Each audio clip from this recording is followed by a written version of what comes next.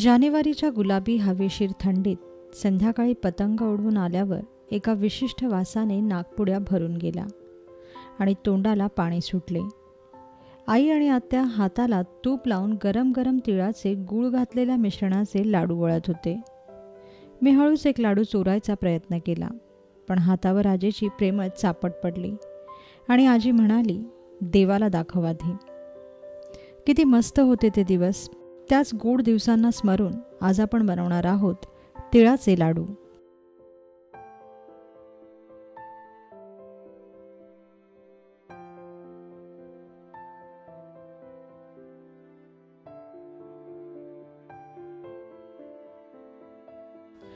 तिळाचे लाडू बनवण्यासाठी आपल्याला लागेल 1 वाटी सफेद तीळ, 50 ग्राम चिक्कीचा गूळ, अर्धी वाटी शेंगदाणे, 4 ते 5 चमचे साजूक तूप, अर्धा चमचा वेलची पूड. सर्वप्रथम जाड बुडाच्या कढईत सफेद तीळ कोरडे भाजून घ्या.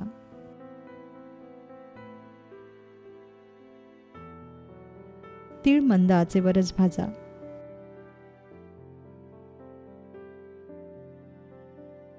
हाताला चटका लागेस्तोवरच आपण तीळ भाजणार आहोत. तीळ जास्त वेळ भाजले तर लाडवांचा रंग काळा होतो. त्यामुळे तीळ जरा गरम झाले की गॅस लगेच बंद करा व एका परातीत तीळ काढून घ्या. आता अशा प्रकारे शेंगदाणेही कोरडेच भाजून घ्या व सालं काढून हलके कुटून घ्या.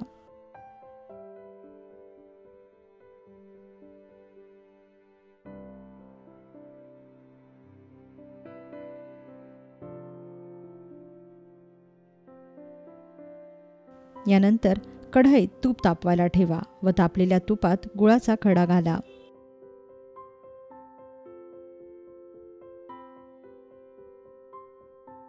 हा गूळ पूर्णपणे वितळू द्या.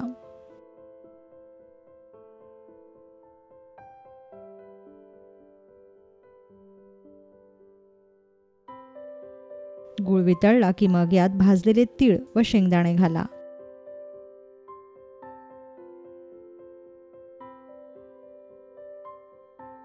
वरून यात वेलची पूड घाला आणि 2 मिनिटं विस्तवावर हे मिश्रण छान एकजीव करून घ्या.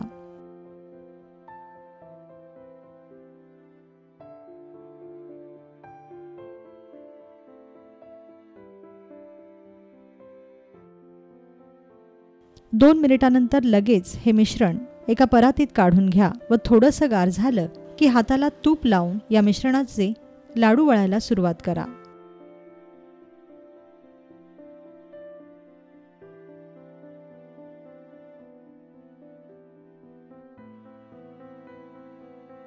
तयार झाले तिळाचे लाडू.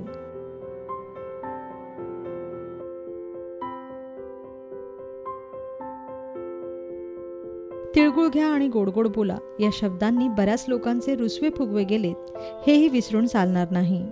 मग यंदाच्या मकर संक्रांतीला आवर्जून बनवा तिळाचे लाडू.